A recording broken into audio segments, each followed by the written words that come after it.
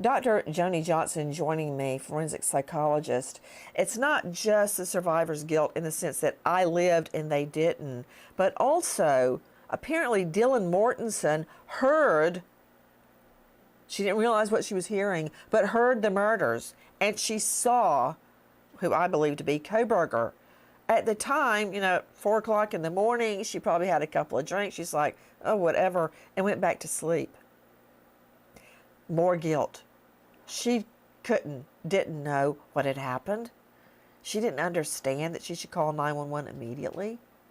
But that's going to go with her. That sack of rocks on her back.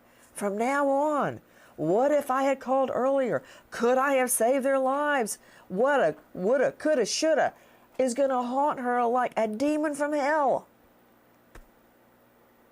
It is going to be difficult, and obviously when the situations like this come up where people are trying to get her to testify, it's just going to prolong that. And I agree with everybody on this panel that it is difficult for me to see how this is going to help the defense, because it's not just the fact, I've got 2 girls in college, so it is very close to me.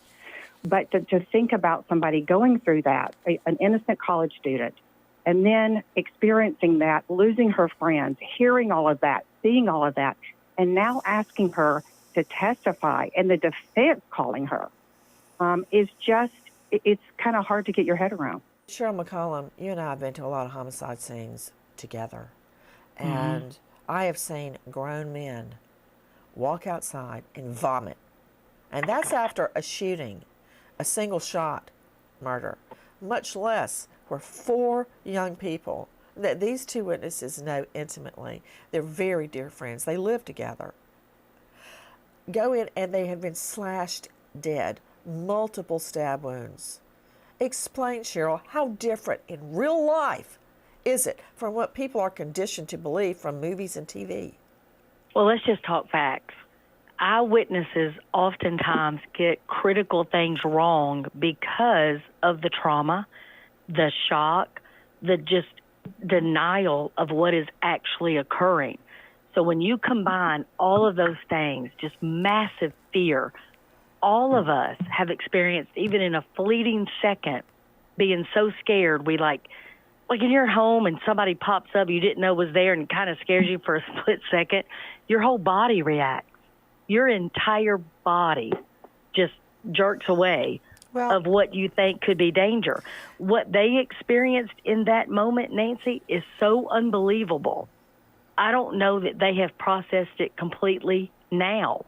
And that's why I'm telling you, you can call Miss Funk if you want to. But if she were my client, it'd be the biggest mistake you ever made if I was a lawyer. You are darn right. In the famous words we've heard so many times, be careful what you ask, my dear, for you will surely get it. I think the defense is banking on the fact they believe that Dylan Mortensen and Bethany Funk not only saw the killer, but cannot identify Brian Kohberger as the killer. The first thing I would do when that happened, as the prosecutor, would have him stand up and walk in front of the jury and stand up and turn to the side, approach the victim on the stand and let her say, yeah, that's about the right size, that's the right size, those are the right eyebrows, that's the right hair, that's the right skin tone. Yeah, that looks like him. Of course, he had on a face mask, but he fits the description of the killer. Oh man, I would put it right up their tailpipe.